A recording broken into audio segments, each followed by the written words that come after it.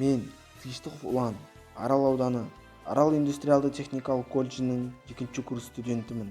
Ұлы Отан соғысының ардагері. Атамыз Башақбаев Рысалы 1926 жылы Қарақұм өңіріндегі ауылдардың бірінде дүниеге келген. 1944 жылдың қараша айында Қарақұм даласынан Арал әскери комиссариаты арқылы майданға аттанады.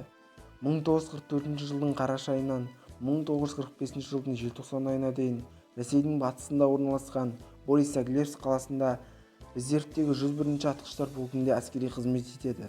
Бұл полк негізінен әскери іс-қимылдарға араласпаған. Бұлардың міндеті соғыс қимылдары кезіндегі түрлі себептермен жарылмай қалған жарылғыш заттардан залалсыздандыру болатын. 1945 жылдың желтоқсанынан 1946 жылдың желтоқсан айына дейін қатардағы жауынгер Башақбаев Рысалы 129-ші арнайы әскери күзет ротасында қызмет етіп, 1947 жылдың қаңтар айында